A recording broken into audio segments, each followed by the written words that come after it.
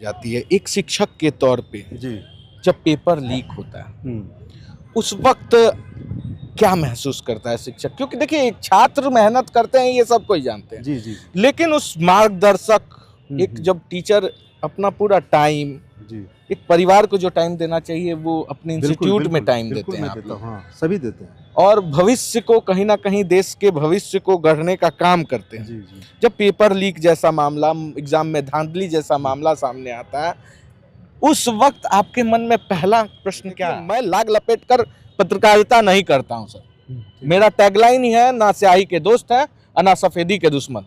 सच दिखाना काम है, सच दिखाते हैं। जी हाँ, वही होनी चाहिए। सवाल ये है कि ये जो पारदर्शिता वाला सवाल है जो आपने आप तो पहले दिन से बोल रहे हो, लेकिन आज अगर गवर्नमेंट ये सोचती भी है तो ये नहीं लगता कि कितने बच्चों का तो उम्र खत्म हो गया होगा, कितने बच्चे जो फॉर्म भरे होंगे। नमस्कार, स्वागत है आपका खबर फर्स्ट में। मैं आशुतोष। देखिए, झारखंड आज बिखरा पड़ा है, और सिर्फ झारखंड नहीं, पूरे देश की अगर हम बात करें तो कहीं ना कहीं हर एक स्टेट में युवाओं की बात आज के डेट में सुनने वाला कोई नहीं। और आज मैं जैसे ही झारखंड आया और जैसे ही इन युवाओं से बात करने के बाद पता चला कि 2 साल में 20 एग्जाम का पेपर लीक हो जाता है। कई एग्जाम तो 4-5 साल से लिए ही नहीं गए। तो ऐसे में हमारे साथ एक गुरुजन मिले, शिक्षक हैं, जेएसएससी की तैयारी कराते हैं, इनके छात्र भी प्रोटेस्ट में हैं। जेपीएससी की तैयारी कराते हैं, इनके छात्र भी प्रोटेस्ट में हैं। आज हम वो बात जानने की कोशिश करेंगे। कहा जाता है कि जिस और जवानी चलती है उस और जमाना चलता है।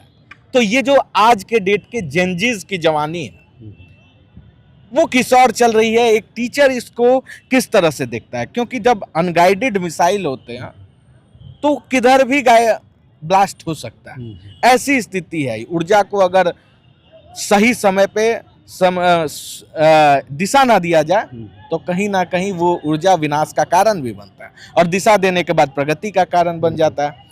तो एक शिक्षक के नाते आप क्या देख रहे हैं? इस प्रोटेस्ट को आप किस तरह से देख रहे हैं? शिक्षक के रूप में मैं ये समझ पा रहा हूँ कि जो आपदा मुझे दिखाई दे रही है, जो शून्यता दिखाई दे रही है, इन नौजवानों के साथ जो वर्षों से अध्ययन में लगे हुए हैं और अपनी करियर को एक दिशा देने की तैयारी में लगे हुए थे, लेकिन विपरीत परिस्थितियों के बीच में आज ये दिशाहीन होते हुए प्रतीत हो रहे हैं। और एक शिक्षक के रूप में मैं बेहद आहत हूँ इनकी स्थिति देख करके। आखिर स्थितियाँ बनी क्यों? आखिर आयोग, जो कि स्वयं एक कहा जाएगा कि संवैधानिक संस्था है, उससे ज़्यादा मैं जोड़ दूं तो एक स्वायत्त संस्था है। तो एक स्वायत्त संस्था के द्वारा किए गए जो कारनामे हैं वो आज राज्य की देहरी लांघ कर दूसरे राज्यों तक जा रही है। तो एक तरह से छात्र यूँ कहा जाए बिल्कुल असहज की स्थिति में दिखाई दे रहे हैं कि आखिर ये गुहार लगाए तो कहाँ लगाए। राज्य के मुखिया से लगातार प्रयास किया जाता है कि इस पर त्वरित पहल करते हुए इस समस्या का समाधान किया जाए। स्थिति यह है कि आयोग के द्वारा किए गए कारनामों का असर यह है कि परीक्षाओं के आयोजन में लगातार विलंब हो रहा है, और यूं कहा जाए कुछ ऐसे सूत्र आ जाते हैं, कुछ ऐसे अनवांटेड एलिमेंट्स आ जाते हैं जो इस परीक्षा की पूरी हिस्ट्री को चौपट कर देते हैं। सर, एक सवाल है। 2024 से 26 तक का मैं अभी रिकॉर्ड देख रहा था, स्टूडेंट दिखा रहे थे, 20 एग्जाम का पेपर लीक होना, और 5 साल में जेएसएससी या फिर जिसमें टाइपिंग का भी होता है, तमाम परीक्षाएं होती है, टाइपिंग लास्ट में टाइपिंग का भी एग्जाम होता है। वो कौन सा एग्जाम? वो सीजीएल की होती है, सीजीएल की, जेएसएससी सीजीएल की। वो 5 साल से जेएसएससी सीजीएल का एग्जाम ही नहीं लिया गया, और 2 बार बच्चों से पैसा लेकर फॉर्म भी भरवा दिया गया।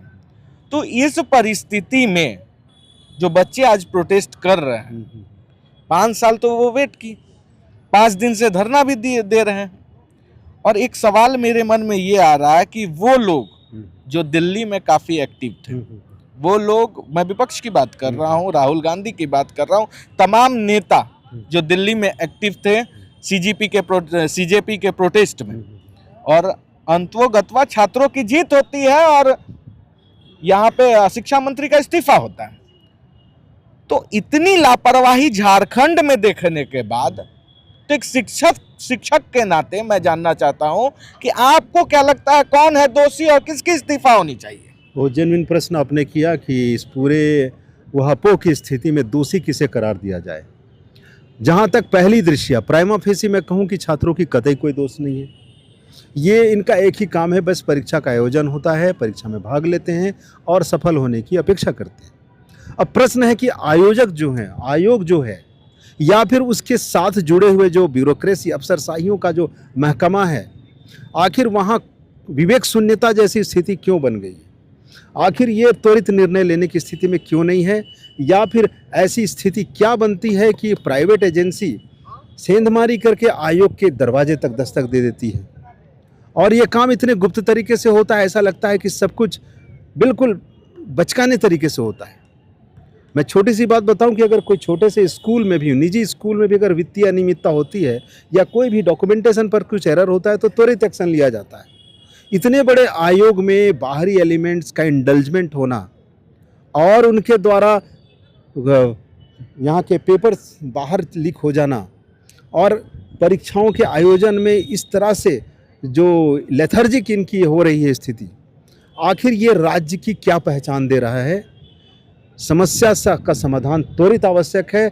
माननीय हेमंत सोरेन जी को इसमें तुरंत एक्शन लेना होगा और निसंदेह उन जिम्मेवार और आरोपी लोगों को कन्विक्ट करके मुझे लगता है कि उन्हें सजा देनी होगी। लेकिन आप भी सर बच्चे बच्चे बात कर रहे हैं, मैं जानना चाहता हूं कि जिम्मेवार कौन है? 10 साल से पेपर लीक झारखंड में हो रहा है, निश्चित रूप से कौन है जिम्मेवार? किसकी इस्तीफा होनी चाहिए? किसको निकाल देना चाहिए? जाहिर सी बात है, जब आयोग चाहे जेसीसी की बात करें, चाहे यूं कहे जाए जेपीएससी की बात करें, आयोग में बैठे हुए जो जिम्मेवार अधिकारी हैं, आखिर ऐसा क्यों है कि उनके द्वारा इस तरह के आयोजनों में त्रुटि देखी जाती है? तो जिम्मेवार तो निसंदेह एक ही आयोग ही कहा जाएगा। और आयोग किसके इशारे पर काम कर रहा है? कौन ऐसा थर्ड पर्सन है या कौन ऐसी लॉबी है जो इन्हें इस तरह के कार्यों के लिए विवश कर रही है? ऐसा क्यों सुना जाता है कि मुख्य परीक्षाओं में इतनी पैसे देने पर ही नौकरियां मिल रही हैं? और ये जग जाहिर से होने लगी है, अब तो उसके प्रमाण आने लगे हैं लोगों के। का इन्वॉल्व भी होता है? अगर सरकार की इन्वॉल्वमेंट है तो प्रत्यक्ष या परोक्ष रूप से सरकार भी जिम्मेवार है, क्योंकि ये सरकार के द्वारा ही बिठाए हुए शख्सियत हैं। भले ही गवर्नर ने इनके अप्रूव किया है, इनके नाम की सहमति दी है, लेकिन आखिर वो है तो आप ही के हिस्से, राज्य से बाहर तो आया हुआ शख्सियत है नहीं। तो उनके मूल्यांकन में या उनकी योग्यता में और उनकी कार्यशैली में आपको निर्णय लेना चाहिए कि अमुक शख्सियत वास्तव में इस कार्य के लिए जिम्मेवार है या इसकी योग्यता रखता है। एक शिक्षक होने के नाते, शिक्षाविद होने के नाते हमें भी, हमारे मन में भी प्रश्न आता है कि हमारे अंदर भी इतनी योग्यता है कि हमसे परामर्श लिया जा सकता है छात्रों की बेहतरी के लिए। हम जैसे बहुत सारे वर्तमान में काबिल शिक्षक हैं जिनसे परामर्श लिया जा सकता था कि क्या किया जा सकता है। उम्मीद करता हूं कि इस दिशा में सरकार की कोई पहल होगी और जिम्मेवार लोगों को इसकी सजा मिलनी चाहिए और इस पर बिल्कुल पूरी तरह से फिल्टर होकर के नए सिरे से बात बता रहे थे। और आप काफ़ी दिनों से शिक्षा जगत से जुड़े हुए हैं, तो मुझे नहीं लगता कि इस झारखंड का कोई भी ऐसा तिनका होगा जो आपके नज़र से तो बचता होगा। सही और गलत के पैमानों को तो आप जरूर नाप लेते हो। बिल्कुल बिल्कुल बिल्कुल। क्या सच में झारखंड में कोई भी एग्जाम होता है और वो एग्जाम होने से पहले ही वो सीट बेच दी जाती है? बच्चे कह रहे हैं कि एग्जाम से पहले ही भैया, अब एग्जाम का पेपर लीक का तो बात हटा दीजिए, ऑन कैमरा बोले कि भैया पेपर ही सीट ही बेच दिया जाता है। क्या ये सही है? अगर इसे माना जाए कि ये बात जो हवा में चल रही है, हवा में नहीं, बच्चे बोल रहे हैं, वही मैं बता रहा हूँ, अगर छात्रों की ओर से सुना जा रहा है तो इसका अतीत का इतिहास इस बात का प्रमाण देता है। पहली जेपीएससी से आज तक की आयोजित जेपीएससी में लगातार इस तरह की धांधलियों के कई प्रमाण मिले हैं। कई परीक्षाएं जांच के दायरे में हैं, सीबीआई भी जांच कर रही है। तो मैं लगातार पहली जेपीएससी से देख रहा हूं कि ये स्थितियां कमोबेश बनती रही है। ये अलग बात है कि आज सोशल मीडिया का ज़माना है जहां ये चीज़ें बिखर करके स्वतंत्र आकाश में घूम रही हैं। पहले ये चीज़ें छुपी हुई आती थी, लेकिन छद्म तरीके से नियुक्तियां होने की परंपरा रही है हमारे राज्य में राज्य बनने के बाद, और ये कायम है आज तक, और कहीं ना कहीं ये खतरे का संकेत है। भविष्य में अगर इस पर नकेल ना कसी जाए तो निसंदेह मानकर चले कि कल की तारीख में यहाँ के जो प्रतिभाशाली छात्र छात्राएं हैं उनके साथ न्याय नहीं होगा, और न्याय नहीं होगा तो इसी तरह से विषयांतर होकर दिशाहीन होकर के घूमते रहेंगे। एक अभी तक तो हम लोग बात कर रहे थे, अब चलते चलते अभिलाषा कर रहे हैं, ठीक है, थोड़ा सा इसको देखना। एक बात बहुत जरूरी हो जाती है एक शिक्षक के तौर पे, जी जब पेपर लीक होता है उस वक्त क्या महसूस करता है शिक्षक? क्योंकि देखिए एक छात्र मेहनत करते हैं ये सब कोई जानते हैं, जी जी लेकिन उस मार्गदर्शक एक जब टीचर अपना पूरा टाइम, जी एक परिवार को जो टाइम देना चाहिए वो अपने इंस्टीट्यूट में टाइम देते हैं आप देता लोग, हूं, हाँ, सभी देते हैं। और भविष्य को कहीं ना कहीं देश के भविष्य को गढ़ने का काम करते हैं। जी जी जब पेपर लीक जैसा मामला, एग्जाम में धांधली जैसा मामला सामने आता है, उस वक्त आपके मन में पहला प्रश्न क्या आता है? निसंदेह ये इतना दुखद होता है वो क्षण जब ये जानकारी मिलती है कि बच्चे परीक्षा लेकर निकले हैं और सेंटर से, और 10 मिनट के बाद कॉल आता है कि सर क्वेश्चन तो लीक हो गया। उस वक्त ऐसा लगता है मानो सब कुछ लुट गया। साल भर 1.5 साल तक लगातार बच्चों को सींचना, उन्हें बौद्धिक रूप से तैयार करना, उनकी मानसिक स्थिति को संबल देना हमारा एक गृह कार्य होता है, होमवर्क होता है, और इसे हम लोग पूरी तन्मयता के साथ पूरा करते हैं। लेकिन एकाएक जब इस तरह की बातें आती हैं तो हमें ऐसा लगता है कि हम अपने बच्चों से नज़र कैसे मिलाएं, आखिर हमारी गलती क्या थी। क्योंकि जब वो रोते हुए आते हैं, अपनी विलाप करने आते हैं कि सर अब हम लोग क्या करें, अब हमारे पास समय कम है, पेरेंट्स की ओर से बुलावा आ रहा है। हाँ, लड़कियां कहती हैं सर अब 6 महीने तक मम्मी से परमिशन लिया था, अब शायद शादी भी हो जाएगी। तो उस वक्त मुझे लगता है कि पता नहीं हम लोग धोखे से ये काम कर रहे हैं। तो पूरी शक्ति यूँ कहा जाए चकनाचूर हो दिखाई देता है, ऐसा लगता है कि सब कुछ विलीन हो गया। तो आपने जो पूछा मैं उससे आहत हूँ, और शायद आज इस परिसर में, इस मैदान में जो गवाह बना है आज ये जयपाल सिंह मुंडा स्टेडियम, मैं पिछले 5-6 दिनों से लगातार छात्रों की पीड़ा सुनने आ रहा हूँ। सुनने के साथ साथ मैं उस हैसियत से आ रहा हूँ कि इनका आत्मबल कैसे बढ़ाऊँ।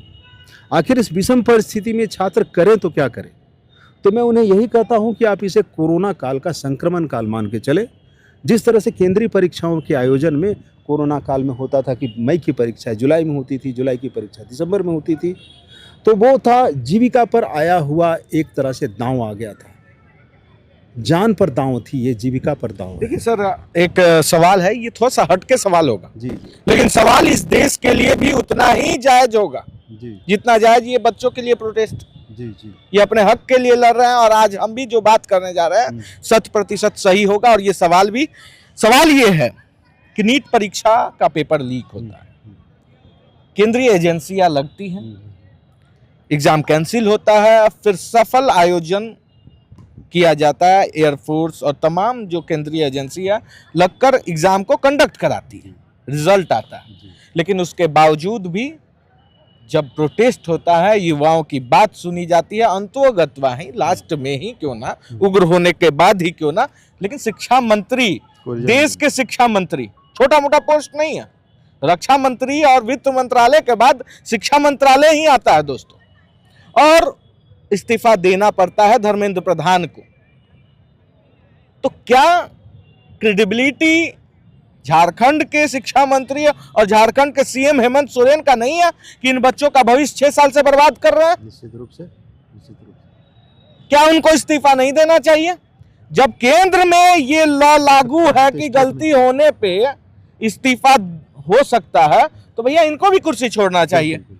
आखिर इतने सारे विभागों के प्रभार में हमारे माननीय मुख्यमंत्री महोदय हैं, तो ऐसे विषम परिस्थिति में जहां किसी का शिक्षा मंत्रालय एक तरह से दागदार होता दिखाई दे रहा है, बच्चों की नियुक्तियां नहीं हो रही हैं, तो ये विकल्प है, ये समय है पुनर्जागरण का, यूँ कहा जाए सोचने का समय है कि आखिर ऐसी स्थिति में अपने दायित्वों को क्यों ना ऐसे सक्षम पदाधिकारियों तक सौंपा जाए, या योग्य व्यक्ति को सौंपा जाए जो छात्रों की गरिमा को समझता हो, छात्रों की मनस्थिति को समझता हो।